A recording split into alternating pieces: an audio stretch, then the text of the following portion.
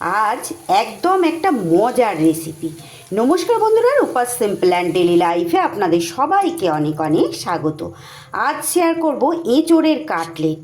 কি যে মুচমুচে আর কি দারুণ যে লোভনীয় স্ন্যাক্সটি। খুব সহজেই মাত্র 10 মিনিটেই বানিয়ে নিতে পারবেন। বাড়িতে হঠাৎ অতিথি এলে চা বসিয়ে তৈরি করে নেওয়া যায় এই এঁচোড়ের কাটলেট। তাহলে চলুন দেরি না করে কিভাবে কি দিয়ে তৈরি করলাম দেখে নেওয়া যাক। সবার প্রথমে এখানে নিয়ে নিয়েছি আমি ছোট বাটির 1 বাটি চিড়ে। আমি এখানে কিন্তু পাতলা চিড়েটা নিয়েছি, তাই সঙ্গে সঙ্গে এটা ধুয়েই কিন্তু এটা ব্যবহার করতে পারবো। আপনারা যদি মোটা চিড়ে নিয়ে থাকেন তাহলে একটু সময় 10 মিনিটের জন্য ভিজিয়ে রাখবেন।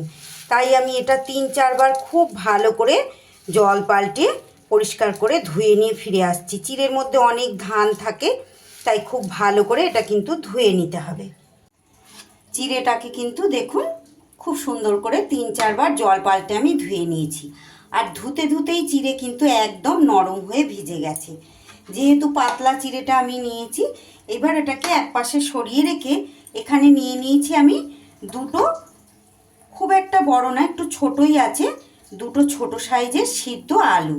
আলু দুটোকে এইভাবে আমি হাতের সাহায্যে খুব ভালো করে চটকে নেব। এটা চাইলে আপনারা ম্যাশারের সাহায্যে ম্যাশও করে নিতে পারেন, তবে আমি হাত দিয়ে এটাকে চটকে নিচ্ছি। যেহেতু সিদ্ধ আলু খুব একটা অসুবিধা হবে না।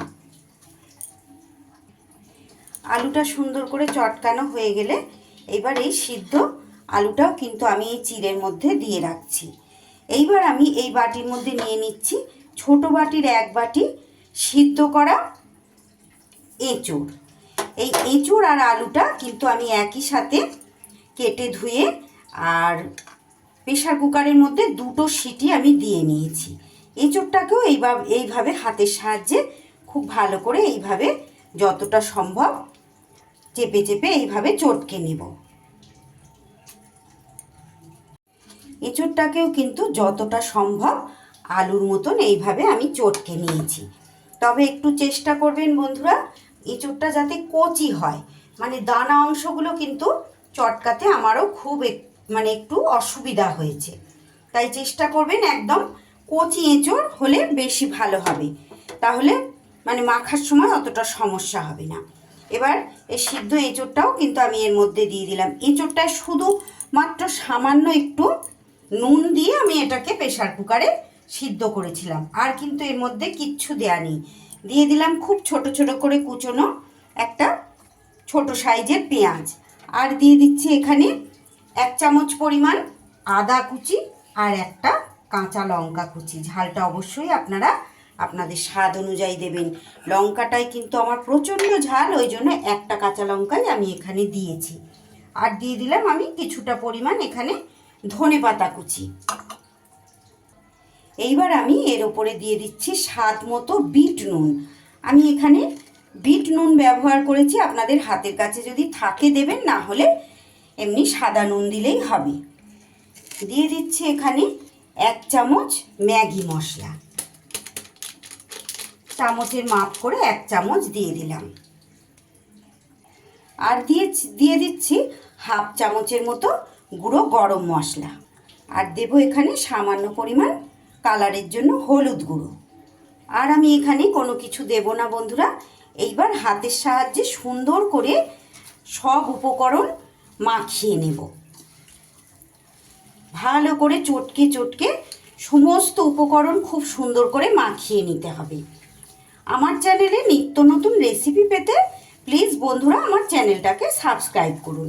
পাশে থাকা বেল আইকনটা অল করে দিন, যাতে যে কোনো রকম নতুন ভিডিও আপলোড করার সাথে সাথে সবার আগে আপনাদের কাছে নোটিফিকেশান পৌঁছে যায়, আর আপনারা সেটা আপনাদের সুবিধা মতো দেখে নিতে পারেন। আমার চ্যানেলে নতুন বন্ধু পুরনো বন্ধু সব বন্ধুদের জন্য অনেক অনেক ভালোবাসা আর অনেক শুভকামনা। আর তারই সাথে জানাই অসংখ্য ধন্যবাদ যে সকল বন্ধুরা প্রত্যেক দিন আমার সঙ্গে থেকে আমার রেসিপিগুলো দেখেন। দেখুন কি সুন্দর করে সব উপকরণ আমি কিন্তু হাতের সাহায্যে মাখিয়ে নিলাম।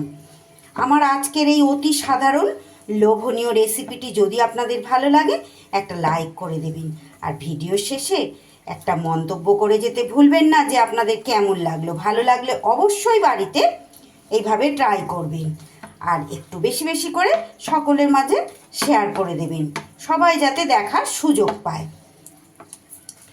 এইভাবে সুন্দর করে একদম মাখিয়ে নিতে হবে।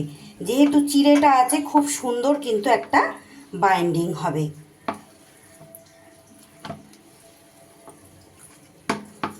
আর খুব সহজ, একদম 10 মিনিটে তৈরি করে নিতে পারবেন।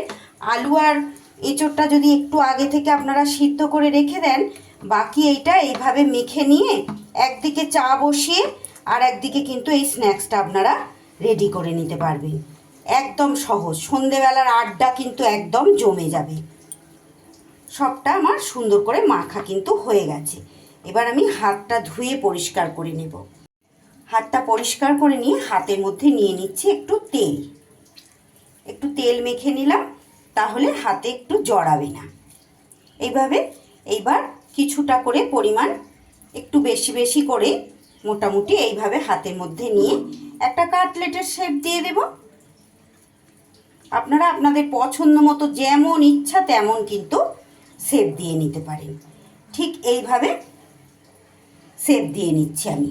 সবগুলো একই রকমভাবে শেপ দিয়ে দেব। আমার চ্যানেলে যে সকল বন্ধুরা আজ প্রথম এসেছেন, তাদের কাছে অনুরোধ, আমার রেসিপিটি ভালো লেগে গেলে আমার চ্যানেলটা সাবস্ক্রাইব করে আমার পাশে থেকে যাওয়ার অনুরোধ রইল। আর ফেসবুক পেজ থেকে যারা দেখছেন, যদি আমার রেসিপি ভালো লেগে যায়, আমার পেজটা ফলো করে দেওয়ার অনুরোধ রইল। এইভাবে প্রত্যেক কটা আমি শেপ দিয়ে নেব। এইভাবে শেপ দিয়ে আপনারা চাইলে কিন্তু এয়ারটাইট কন্টেনারে 5 থেকে 7 দিন কিন্তু স্টোর করে রাখতে পারেন। এইভাবে রেডি করা থাকলো, তারপর যখন খাবার ইচ্ছে হবে সময় সুযোগ মতো বের করে ভেজে নিলেই কিন্তু হয়ে যাবে। দেখুন, একদম সহজ। এইভাবে প্রত্যেক কটা তৈরি করে নেব।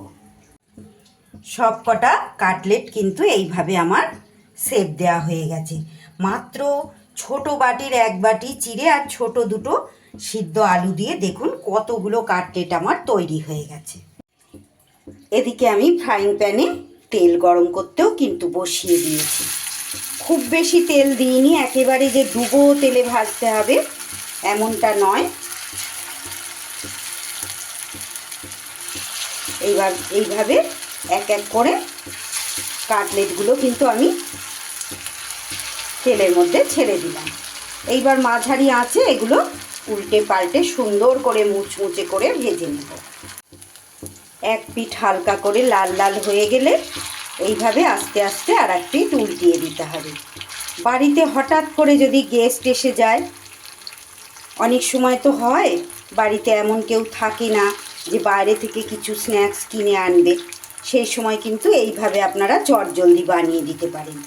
যদি এঁচোড় নাও থাকে, শুধু আলু দিয়েও কিন্তু, চিড়ে আর আলু দিয়ে এইভাবে আপনারা কিন্তু এটা তৈরি করে নিতে পারবেন। সেক্ষেত্রেও কিন্তু ভীষণ ভালো হয় খেতে।